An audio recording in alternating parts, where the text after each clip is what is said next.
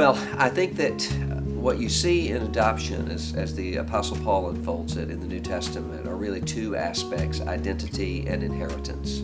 And both of those things are centered upon the person of Jesus.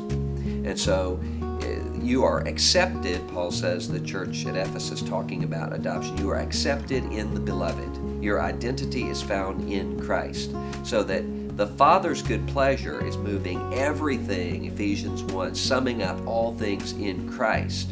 So that God's purpose is Jesus, and God builds a universe around Jesus.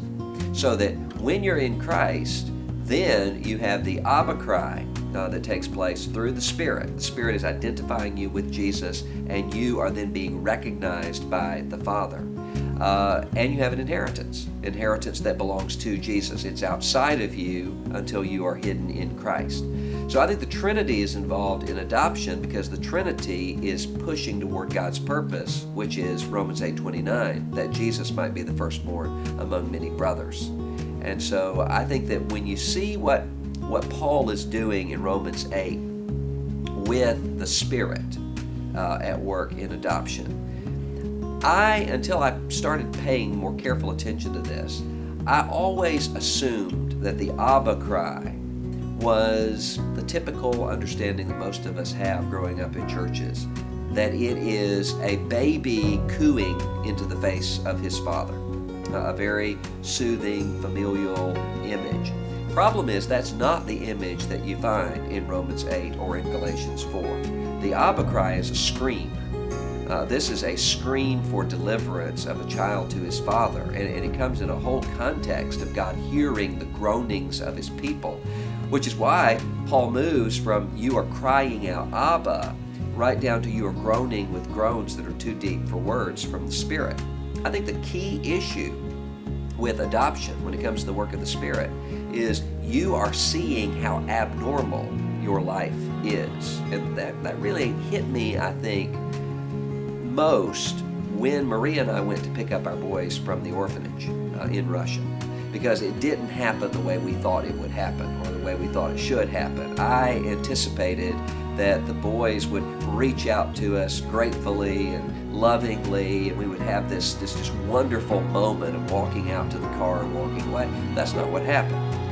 The boys, when we received them from the orphanage, immediately turned back toward the orphanage personnel and toward the orphanage, screaming, reaching their hands back.